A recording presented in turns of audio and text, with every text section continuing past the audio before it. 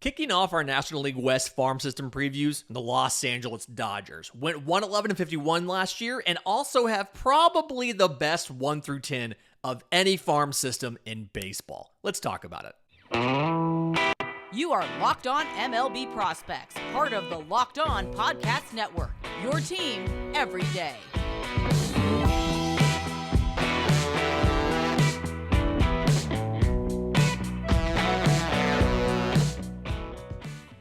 Yes, welcome on in to Locked On MLB Prospects, your home for all things minor league baseball. I'm your host, Lindsey Crosby, baseball writer and podcaster. Thank you for making this your first listen every single day. Today's episode is brought to you by our friends at FanDuel, the number one sportsbook of the NFL, and the Locked On Podcast Network. Make every moment more with FanDuel. Visit FanDuel.com/LockedOn today to get started. So when you look at the Los Angeles Dodgers, they have a very good farm system, and there's a common misconception amongst fans, watchers of baseball, that they have a very good farm system because the Dodgers have the financial resources to sign the players they need in free agency, and they don't have to make the trades to get the guys. And I think one of the points of clarification here is they have a very good farm system because they are very good at scouting and developing and drafting players. The quantity, how deep the system is partially a byproduct of the fact that they don't have to make so many of the trades like a lot of other contenders do to fill holes on the roster because of their financial resources. But this is a very good system when it comes to scouting and drafting and developing players. And like I said in the open, probably the best 1 through 10 of any system in baseball. If you look at like the top two, yes, the Orioles probably have a better top two in Gunnar Henderson and Grayson Rodriguez. If you look at like the top four, the Diamondbacks probably have a better top four. But even just the top six, the Dodgers are probably the best in baseball. I extend all of the way out, the top six, the top eight, the top 10, the Dodgers are pretty much the best. So the number one prospect in this system, widely regarded to be catcher Diego Cartaya. 2018 IFA, 6'3", 220, got in 95 games between A-ball and high A last year. 254, 389, 503 slugging, 22 home runs at the age of 20, 45 extra base hits, 63 walks to 119 strikeouts, exactly 1 of 1 on stolen bases. A couple things to know here. Offensively first, let's talk about what he does well. The power is real, probably 70 grade power, and it's to all fields. It's not something where he has to pull everything.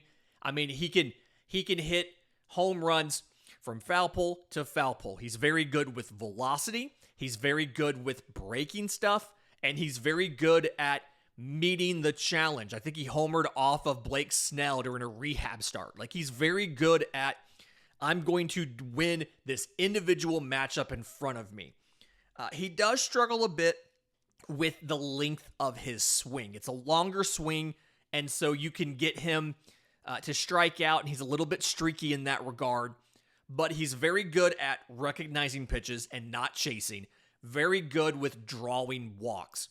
And so even if he does have a streak where his bat isn't as crisp, he's still going to have a high on-base percentage, and when he gets a hittable pitch, he's going to put it in the seats. The issue that you're working on here is defensively. When he was younger, we were looking at him as a plus defender. As he's physically gotten bigger, again, he's about 6'3", 220, he slowed down a bit, and the athleticism has started to come back a little bit. So he doesn't necessarily have the best receiving and blocking skills. He had 93 wild pitches in 2022. Now, the low A rotation for the Dodgers was very wild. So that's not all his fault. But 93 wild pitches and 11 pass balls kind of lends itself to be a, yes, defensively he has issues. He was a little bit rusty early in the year. He was fatigued by the end of it. It was a long year. It was almost 100 games. But needs to do the work Blocking needs to do the work on receiving, and right now the projection is below average defense. The arm is plus, which is great, and a lot of the intangible stuff is there. He's bilingual. He's learned English and Spanish. He's really good at calling games, getting the sequencing, keeping the pitchers in sync. Really good with all of that stuff. It's just the mechanics of blocking, receiving, picking balls in the dirt, things like that. Now, the good thing is you have Will Smith. Will Smith is a very good catcher, a top 5 catcher in baseball, so you have time for Diego Cartaya to work on this stuff. And the bat has him looking as like a guy who could be in the middle of the lineup, hitting 25 or 30 home runs with a high batting average. You're willing to wait on the defense because the offense is going to be so good. But you are going to have to wait because it's going to take a little bit of work to get that offense or to get that defense where you need it. The number 2 prospect in the system, right-hand pitcher Bobby Miller, 6'5", 220, 2020 first rounder out of Louisville. Got 24 games last year between AA and AAA, 23 starts. He had one relief appearance in Tulsa. 4.25 ERA in 112 and a third innings pitched, 145 strikeouts, so 11.6 per 9, to 37 walks, right on 3 walks per 9, gave up 12 home runs. The stuff is very, very good. The fastball is a 70 grade fastball, sits high 90s, 97 to 99, can touch 101. He also has a 2-seamer as well. The 2-seamer is 97 to 100, so you have a 4-seamer that not overwhelming movement, but great velocity. You have a 2-seamer with some good movement to it, but also really good velocity. The slider, probably a 70 grade slider. Sits in the upper 80s, has a lot of late movement to it, so it kind of darts away from your bat. And then a changeup that is plus. It sits in the high 80s, 87, 89 or so, and another vertical breaking pitch. And then big sweepy kind of curveball, probably an average pitch, sits in the low 80s. He's really good at throwing these things for strikes. The thing he has to work on is the sequencing and understanding when to use which pitch. Obviously something the catchers can help with, but just kind of the game calling aspect of it. If he can work that out, his ceiling is potentially a number 1 pitcher in baseball. But that's obviously, he's 23 years old. That's something he has to figure out, and it just takes reps to get comfortable throwing, okay, this is a count I can throw my changeup in, or this, that, or the other. Number 3 prospect in this system, third baseman Miguel Vargas. 2017 IFA out of Cuba, 6'3", 205. Got 113 games in AAA last year, and then a brief cup of coffee in the bigs. But in AAA, 304, 404, 511. There's that 300, 400, 500 slash line we talk about that makes a dude. 17 home runs, 53 extra base hits, 71 walks to 76 strikeouts, and 16 to 21 on stolen bases. So what he does well, the contact ability is phenomenal. I keep going back and forth between 65 grade and a 70 grade. He has a very quick, direct swing, covers the entire plate. It's really hard to find a weak spot in his, on the plate where he really can't get to. He's gotten better at turning on something on the inner half and pulling it, but his natural swing is kind of put the ball into right center. The raw power is not amazing. And so he's probably going to be right around 20 home runs at his peak. But he's going to do that with a 280, with a 290. He's going to put up 30 or 40 doubles to go along with it. It's a very valuable profile. It reminds me, again, not doing comparisons, but the game that he has reminds me a lot of a Yuli Gurriel. It's a not a ton of home runs, but enough home runs with a very high on-base percentage. Defensively, this is where you have a work in progress. He's done a lot of work on conditioning. He's now a plus runner, but despite that, the defense is not great at third base. The hands aren't necessarily great. The glove's not great. The throwing accuracy isn't really fantastic. They've tried him at first base. They've tried him at second base. They've tried him some at left field. And it's a question of where can you get him in the lineup where he doesn't hurt you more than he helps you offensively. So trying to figure that out. I do think he'll end up in the infield, and I do think there's a chance he ends up at third base. From what I've heard, he's done a lot of work in this offseason, so I think he'll be at third base. But either way, probably going to cap out about a 40, maybe a 45 defense on the infield. But if he hits up to his potential, you'll take it, you'll be happy with it. Number 4 prospect in the system, second baseman Michael Busch. 2019 first rounder out of University of North Carolina. Got 142 games in the minors between AA and AAA, so Tulsa and Oklahoma City. 274, 365, 516. 32 home runs, 70 extra base hits in 142 games. 70 extra, almost one every other game. 74 walks to 167 strikeouts and 4 assists on stolen bases. Offensively, very, very good plate discipline. It is very hard to get him to chase.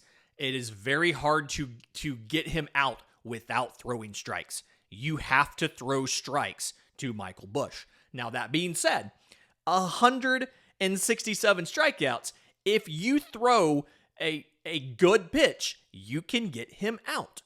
He's susceptible to fastballs up in the zone. There's times when he trusts his batting eye a little bit too much, and you can paint something and get him on a strikeout looking, but he's getting better with that. The power, I think, is going to end up being plus.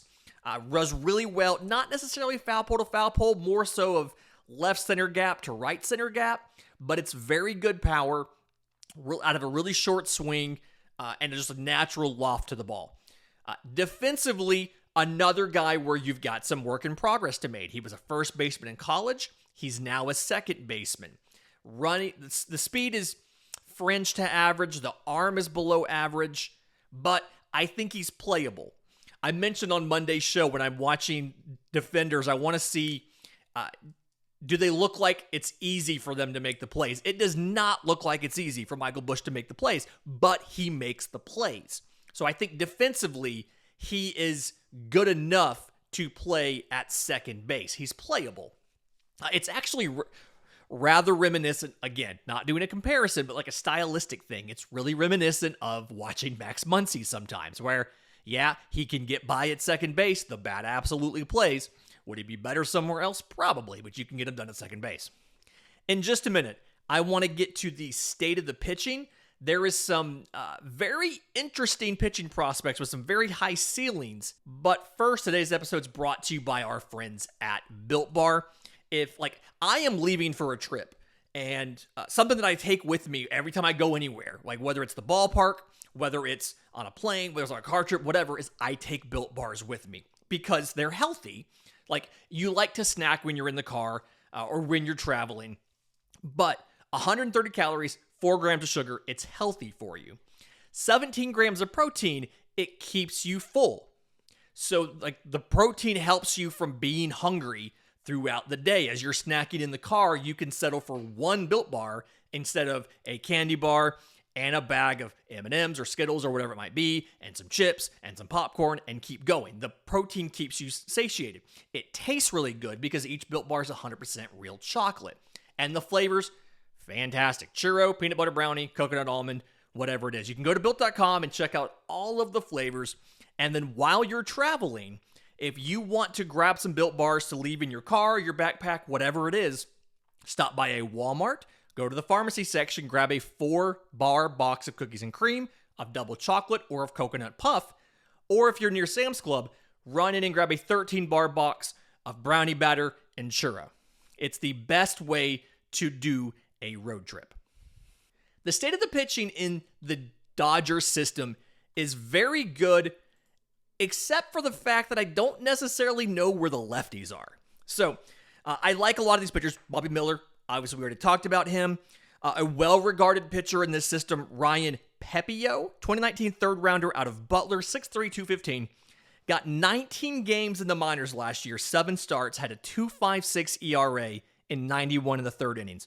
114 strikeouts, so 11.2 per nine, to 36 walks, 3.5 per nine, 10 home runs allowed.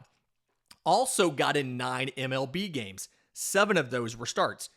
3.47 ERA and 36 and a third innings. 42 strikeouts, so 10.4, to 27 walks, 6.69. A little bit of an issue there. 6 home runs allowed. So the story behind Ryan Pepiot, the fastball is a 70 grade fastball. Sits 94, can touch 98. Really hard run to the arm side. So very good at moving away from where you think it's going to go. The changeup sits in the upper 80s and has a lot of late dive to it. So just darts underneath your bat. The slider's kind of average, low to mid 80s, 84, 85, 86. Has a lot of like horizontal sweep to it, kind of like the Yankees sliders. Works really well down in the zone. So the issues here, and I think what's kind of keeping Ryan Pepiot from being the next level of guy, there's 2 main things. The first one is the fastball command. He's gotten better with it. He's gotten better at knowing where it's going to go, but it's still a work in progress. You still got to work on the fastball command. I feel like it's something where it should be rather easy, and for some reason he can improve one pitch at a time. The changeup used to be like elite level, and now it's just a plus because he spent so much time working on the slider, adding the sweep and stuff to it. So it's getting all of the pitches to improve versus focusing on one, and specifically getting the fastball command a little better. And then it's working a little deeper in the games. He'll throw enough strikes to make it through 4, maybe 5 innings, and he has to give it to the bullpen. And so the question of can he find a way to get into that third time through the order, it's just something he has to work on. My favorite pitcher in this system as far as like the top prospects, and the guy who would probably be the number 1 pitcher in this system under different circumstances over Ryan Pepiot, is Gavin Stone. 2020 5th rounder out of Arkansas. Got 26 games between high A, double A, and triple A last year. 25 of those were starts. 1.48 ERA in 121 and 2/3 innings. 168 strikeouts, so 12.4 per nine, to 44 walks, 3.3 per nine, 3 home runs allowed. He's 6'1", 175. And I think if you give Gavin Stone the body, the frame of a Ryan Pepiot, if you put him at 6'3", 215 or so, you're looking at Gavin Stone as right behind Bobby Miller in this system as far as top pitching prospects are concerned. Fantastic control, great at locating everything. And I think that's a skill that we don't always give guys the proper credit for. So the fastball was a plus fastball, sits mid to upper 90s, 90, 95, 96. I've seen it as high as 98. Again, very good at spotting that anywhere he wants to put it. Like, he can paint it, he can leave it middle, he can take it up, he can take it down, wherever he wants to put it.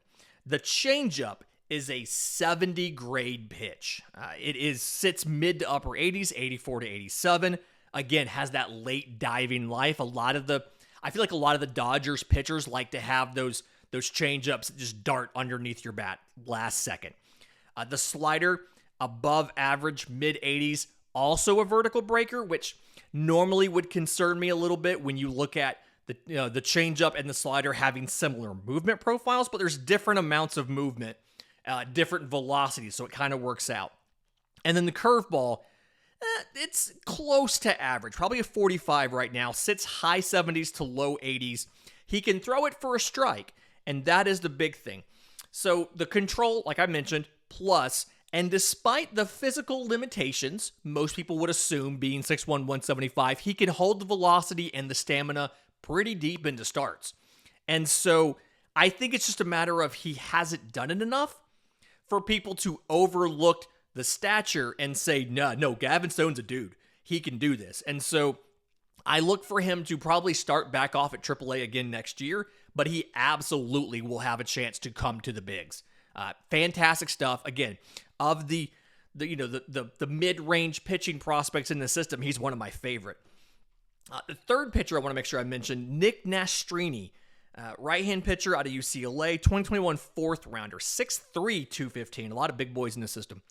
27 games between high A and double A, 3.93 in ERA, and 116 and 2/3 innings.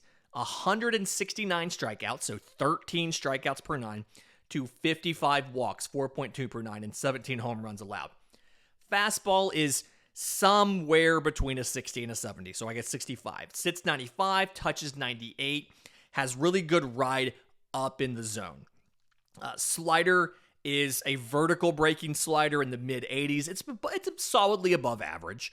Changeup's kind of average in the mid-80s, and then a power curveball, it's kind of newer, it sits in the low 80s. The issue is his mechanics are very good, but almost to a fault. He's very methodical with the delivery and everything that he's doing. Gives you issues in the running game, also gives you issues when he gets sped up, whether it's a pitch clock, whether it's runners on, different things like that. If he can just kind of work quickly and let the fact that he is athletic, he's just a natural athlete, he seems to do a little bit better. And so it's something where maybe you talk to him about, hey, we're going to go from the stretch, even if we don't have to, versus the windup. Again, it's a really good delivery. He's just very methodical, and it's kind of a time-consuming windup. And because of that, the tempo, the mechanics are a little bit off, and the control isn't quite there. I mentioned the lack of left-handed pitchers. When you're kind of like doing a stack ranking and looking at the tiers, you have to get into the 20s before you get to some left-handed pitchers. There's a couple of them. Maddox Bruns, I've got around 21 or 22. Ronan Kopp. You get into the 30s, Kyle Hurt, Justin Wobleski. Like there's multiple guys, but there's just no top prospects that are lefties. And for a team that has Clayton Kershaw, who some people see as a generational talent as a left-handed pitcher, it just feels kind of weird that there's no real notable lefty pitching prospects in the top half of the top 30. I always thought that was a little bit strange. In just a minute, I want to give away some superlatives of this system. Guys we've talked about on the show before, a really interesting breakout candidate who wasn't even on a lot of top 30s last year. But first, today's episode is brought to you by our friends at FanDuel. We're really excited about having FanDuel as our new sports betting partner because it's number one sportsbook in America, and they have a ton of great features that make betting on sports fun and easy. So download the FanDuel app now. If you want to bet on football, you can. That's coming up this Sunday, Super Bowl 57. They have a no-sweat first bet option. You'll get up to $3,000 back in bonus bets if your first bet doesn't win. You can bet on everything from the money line, point spreads, who will score a touchdown, all of that stuff.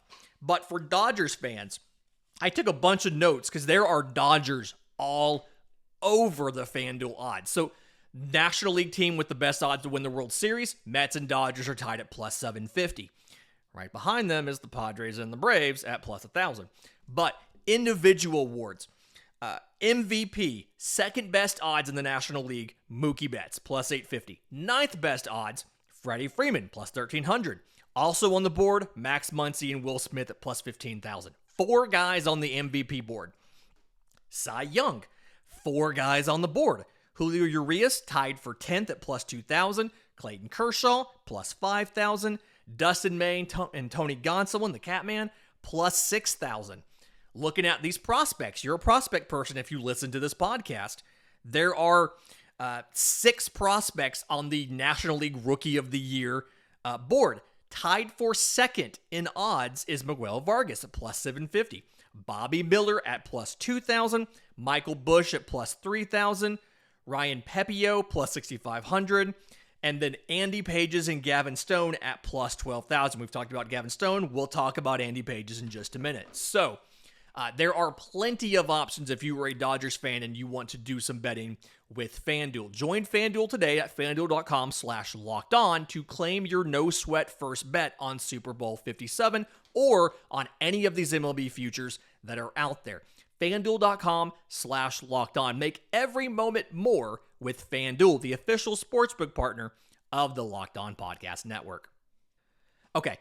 Speaking of Andy Pages, we're going to give superlatives. Your power tool is only as good as your hit tool. That is practically written for Andy Pages. So 2018 IFA out of Cuba, 6'1", 190 or so. 132 games in AA last year. 236, 336, 468. 26 home runs, 52 extra base hits, 62 walks to 140 strikeouts, 6 and 9 on stolen bases. The power is legitimate 70 grade. It is enormous power. He can put a ball out to any field. It doesn't matter if it's down either foul pole, the alley, dead center, whatever. He can do it. He's going to hit it over your scoreboard. He's going to put it through your batter's eye. It is insane. So many of these home runs feel like he hits them in a clutch situation. He hits it in the ninth. He hits it in extras. It's ridiculous. He's going to be a 30 home run hitter in the bigs when he gets there. Now, with that, you have some offensive questions. Probably a 40 grade hit tool. He has like a really kind of uppercut swing, and so fastballs up in the zone can get by him. He'll chase sliders off the plate. It's a pitch recognition thing, and so he's worked on getting better with that. But I think at best he's going to cap out as a below average hitter. You're looking at a guy who's going to bat 220, 230. He'll hit 30 home runs, but he's going to bat 220, 230. He used to be closer to average, maybe a tick below average on speed, but as he's gotten a little bit older and he's added some strength and added some weight, he's slowed down. Now, he's got really good reads, routes, reactions in right field, so I still think he's an average defender, but he's probably a 30 speed as far as actual foot speed. Massive arm, cannon for an arm, probably the best arm in this system as far as outfielders go. 70 grade arm. Not the most accurate arm. He's gotten a little bit better with it recently, but the whole profile, again, not a comp in the traditional sense, but stylistically, who he reminds me of, Yasiel Puig. A Cuban outfielder with massive power and a huge but inaccurate arm, and I feel like it fits really well. I think he could debut this year. He'll start off at AAA, depending on how he does. It could be earlier, it could be later. Also depends on what happens in the outfield. Obviously, you have Mookie Betts. You'll have James Outman, who we'll talk about later. You'll have Chris Taylor. Lots of different options out there. The breakout prospect in this system, right-handed pitcher Emmet Sheehan. 2021 sixth rounder out of Boston College, 6'5", 220, has good size, and like I said earlier, wasn't in a lot of top 30 lists to open 2022 or even to end 2022. Got 20 games between high A and double A. 14 of those were starts. It was a workload thing. 2.91 ERA in 68 innings pitched with 106 strikeouts, so 14 strikeouts per nine, to 31 walks, 4.1 per nine, 3 home runs allowed. So all of this is like his best pitch is the fastball, and it's somewhere between a 60 and a 70 grade. It sits 95 to 98, touches 99, has a ton of deception. So when he got in college, when he got in the pros, he dropped his slot. And so now it's coming out of a low slot, and gets a lot of carry up in the zone, like a ridiculous amount of carry. Also has about 13 to 15 inches of horizontal break. So it becomes a very, very difficult pitch to hit. I heard an interview with him recently where he was talking about it was something that they suggested. He dropped it, and the thing just took off, and he never really understood why until they explained to him. He always knew the fastball was good up in the zone, but with the lower slot, it's even deadlier. To go along with that, he's got a changeup that I think is a 70 grade changeup. When it's on, it's pretty inconsistent. But when it's on, high 70s, 78 to 81, really good sink to it. So there's a vertical component to that to go along with the horizontal component on the fastball. He has a curveball that's below average. The shape, it's kind of a lazy curve, and it's not that. I mean, it's the movement's not very aggressive. It's kind of doesn't really have a lot of snap or like quick bite to it. It's just a lazy curve. But he added a gyro slider somewhat recently. Sits high 80s, 87 to 89, and he called it bullet spin, but that is what a gyro slider is. Kind of fills that role velocity-wise between the changeup and the fastball, because he has a lot of separation velocity-wise between the fastball and the changeup. Again, changeup is high 70s, maybe 80, 81. The fastball is mid to upper 90s. So the gyro slider fits right in the middle of that. Gives him a little bit of a different movement profile, but gives him fills the gap in velocities. So if he can work on the fastball command, which easier said than done, I know, but and then get a little bit better movement on the curveball. And it doesn't have to move anymore as far as horizontal or vertical. It just has to, it's when it moves. It's a really slow movement, and it needs to be a like sharper later movement, so it's harder to react to. But 2 small tweaks. He's already made the 1 tweak with the arm slot. He's already added the slider. If he can do a little bit more, I think he could absolutely take off. Definitely not only be in top 30s, be in the top half of top 30s, and have a decent chance, if he does all of those things, of being a top 10 prospect in this system by the end of the year, probably with some help from some graduations as well. Best outfield defender in this system to me is James Outman, 2018 7th rounder out of Cal, 6'3", 215. Good size. He actually was apparently a linebacker in high school. Not the usual like quarterback thing that you see, but a linebacker in high school. Went to Sacramento State and then Cal. But 125 games between AA and AAA, 294, 393, 586, 31 home runs, 69 extra base hits in 125 games, so better than 1 every other game. 70 walks to 152 strikeouts, 13 to 17 on stolen bases. So what he does really well, first, obviously, defensively, he's a fantastic athlete. Speed's above average. Speed is plus. Arm is plus. And the defense is plus. He has very good reads, routes, and reactions. And he excels going backwards, going towards the fence, and then scaling the fence. The timing, the vertical leap, all very good. Not a thing we really talk about a lot with outfielders, but it is definitely a part of his game, is the ability to go to the wall, have the understanding of where he is on the field, and make the play to rob the home run.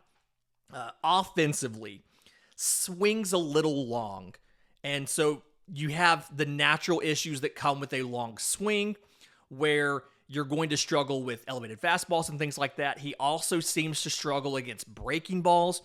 I don't think he's ever going to be a super high average guy, but the power is real. He simplified some of the hand stuff and the leg stuff in his swing so that it can get quicker into the zone, and more power into that swing. And so the plate coverage is better with the better swing, and the getting power into games is better. I think that he's a guy that you could see. He'd be a little bit of a lower batting average, but high power guy. I'm thinking something around.